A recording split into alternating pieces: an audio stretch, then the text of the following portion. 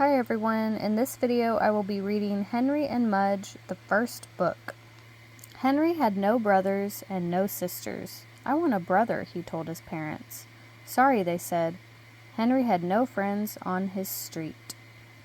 I want to live on a different street, he told his parents. Sorry, they said. Henry had no pets at home. I want to have a dog, he told his parents. Sorry, they almost said. But first they looked at their house, with no brothers and sisters. Then they looked at their street, with no children. Then they looked at Henry's face. Then they looked at each other. Okay, they said. I want to hug you, Henry told his parents. And he did. Mudge. Henry searched for a dog. Not just any dog, said Henry.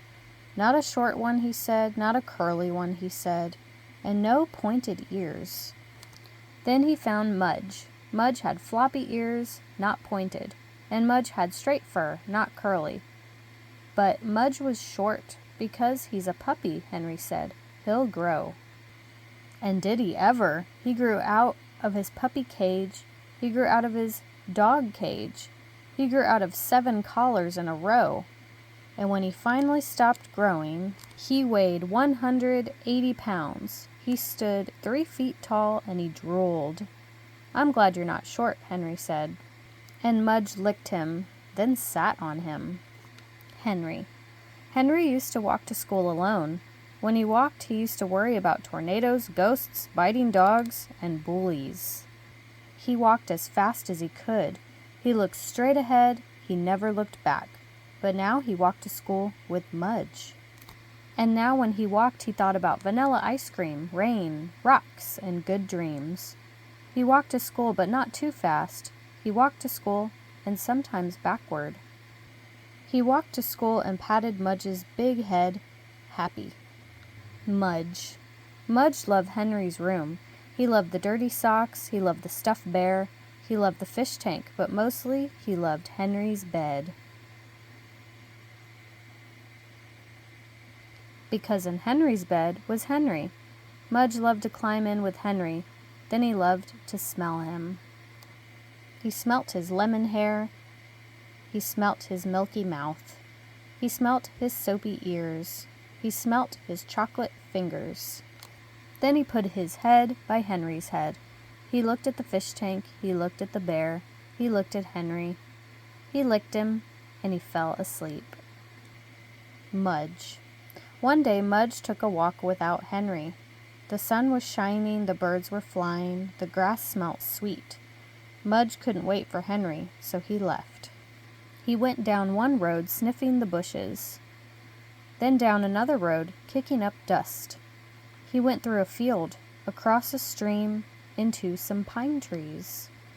And when he came out on the other side, he was lost.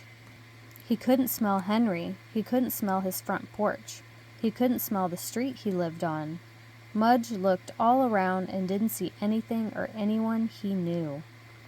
He whined a little, alone without Henry. Then he lay down, alone without Henry. He missed Henry's bed. Henry. Henry thought Mudge would be with him always. He thought Mudge made everything safe. He thought Mudge would never go away. And when Mudge did go away, when Henry called and called, but Mudge didn't come home, Henry's heart hurt, and he cried for an hour. But when he finished crying, Henry said, Mudge loves me. He wouldn't leave. He must be lost. So Henry walked and walked, and he called and called, and he looked and looked for his dog Mudge. He walked down one road, then down another road. The sun shone as Henry ran through a field, calling and calling. The birds flew past as he stood beside a stream, calling and calling. And the tears fell again as he looked at the empty pine trees for his lost dog. Mudge, he called one last time. And Mudge woke up from his lonely sleep, then came running. Henry and Mudge. Every day when Henry woke up, he saw Mudge's big head, and every day when Mudge woke up, he saw Henry's small face. They ate breakfast at the same time. They ate supper at the same time. And when Henry was at school, Mudge just lay around and waited. Mudge never went for a walk without Henry again, and Henry never worried that Mudge would leave. Because sometimes in their dreams, they saw long, silent roads, big, wide fields, deep streams, and pine trees. In those dreams, Mudge was alone, and Henry was alone. So when Mudge woke up and knew Henry was with him, he remembered the dream and stayed closer. And when Henry woke up and knew Mudge was with him, he remembered the dream and the looking and the calling and the fear, and he knew he would never lose Mudge again. The end. Thank you for watching.